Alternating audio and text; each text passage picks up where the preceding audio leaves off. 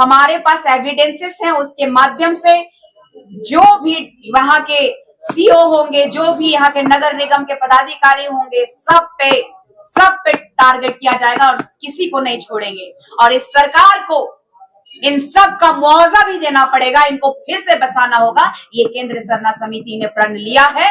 हमसे जो गलती हुई कि हम पहले नहीं जा पाए, लेकिन अब हमसे जो गलती हुई है और इन जो कहा जाए तो इन जैसे पदाधिकारी जो घूसखोर, जो काले लिबास में अपने पद को बेच देने वाले लोग, जो अपने ईमान को बेच देने वाले लोग, जो संविधान का मान नहीं रखने वाले लोगों को उनकी औकात दिखाने का काम, उनकी सही जगह दिखाने का काम ये केंद्र सरना समिति करेगी। FIR करेंगे? बिल्कुल करेंगे, बिल्कुल होगा। केंद्र सरना समिति की तरफ से जितने भी लोग यहाँ पे भुक्तभोगी हैं उनके लिए हम लोग संघर्ष का दौर जो है इसी के माध्यम से करेंगे। निशा जी, आप फिर से वहाँ जाएंगे क्या? कल आपको बॉन्ड पेपर लेकर छोड़ा गया है, कहा जा रहा है कि और आप जाएंगे तो सीधे जेल भेज दिया जाएगा। बिल्कुल, मैं जेल जाने से नहीं डरती, लेकिन जो अब बात रह गया है कि ये लोग जिस तरीके से तोड़ चुके हैं, पूरा घर तहस नहस हो चुका है। हम कानूनी कार्रवाई करेंगे, जो भी पदाधिकारी इसमें संलिप्त है सभी को जेल भेजने का काम करेंगे। ये हमें क्या जेल भेजेंगे,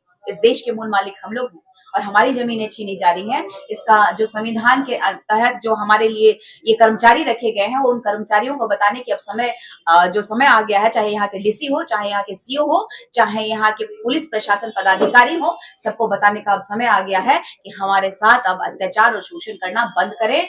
और इस हाई कोर्ट और सुप्रीम कोर्ट से पहले किसके लिए है ये सुप्रीम कोर्ट, ये हाई कोर्ट किसके लिए है, ये प्रशासन पदाधिकारी किसके लिए है, जनता के लिए है। जब जनता ही खुश नहीं है तो अगर जनता इसका पलट के वार करेगी तो इनको कितना तकलीफ होगा, ये इनको बताने का काम ये केंद्र सरना समिति करेगी। निशा जी, मैं मानती, लेकिन हमारे लिए ही कोर्ट है, ये न्याय का मंदिर है और न्याय के मंदिर में किसी के साथ अन्याय नहीं होना चाहिए था। कम से कम कुछ दिन रुकना था, जांच करना था, जांच के बाद जो भी निर्णय लेते वो निर्णय को हम लोग एक्सेप्ट करते, लेकिन सभी की सहमति से।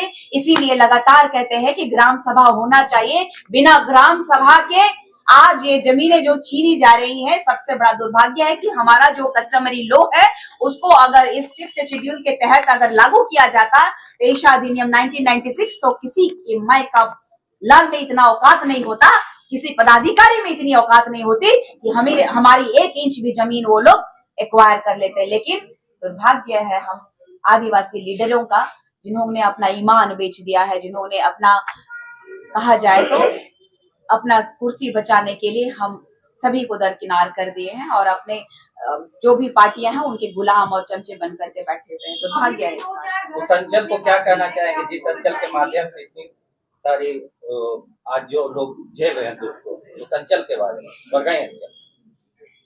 उस बड़गाई अंचल की बात कीजिए, चाहे जो भी अंचल आएगा इसके तहत अंतर्गत, सभी अंचल के पदाधिकारियों को आज से रात से नींद नहीं आएगी, ये मेरा वचन है। हमारे जितने भी परिवार जो आज दुख भोग रहे हैं उनके साथ हमारा केंद्रीय सरना समिति प्रखरता से खड़ा। झारखंड हाईकोर्ट का हवाला दे करके वहाँ बुलडोजर चल रहा है, 8 दिन से बुलडोजर चल रहा है। ऐसा नहीं लगता कि कल आपके जाने से सिचुएशन बदल गया था, आप लोग को लीगल वे में आगे बढ़ना चाहिए था? सबसे बड़ी बात है कि हम लोगों को वहां पर जिस उम्मीद से बुलाया गया था, अगर नहीं जाते तो ऐसे भी बहुत ज्यादा अनर्गल हमारे बारे में बयानबाजी की जा रही थी। वो आपको भी पता है कि हम किस लिए हैं।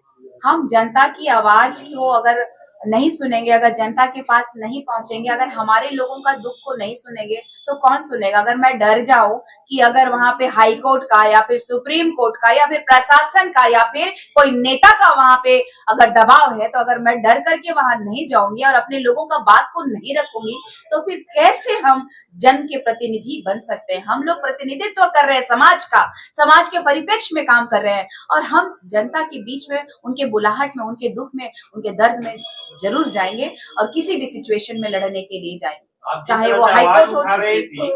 लग रहा है कि वो लीगल वे में था। जिस तरीके से मैंने आवाज उठाया तो किसने अधिकार दिया कि वहां पे हाथ उठाने का? प्रशासन को किसने मारने का अधिकार दिया? जब आपको मारने का अधिकार नहीं है, राइट्स नहीं है, हाथ छोड़ने का अधिकार नहीं है, आपने देखा होगा कि किस तरीके से सोशल मीडिया में चल रहा है। तो आप किस राइट्स की बात कर रहे हैं?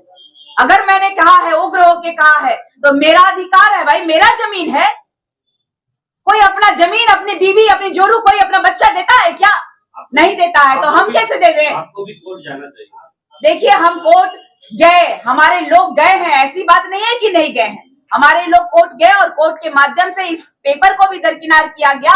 इसी वजह से हमें जाना पड़ा कि काश अगर कोई बल लगा सकते हम तो रोक सकते हैं, तो कुछ समय मिल सकता है कि हम कुछ और प्रोसेस कर ले।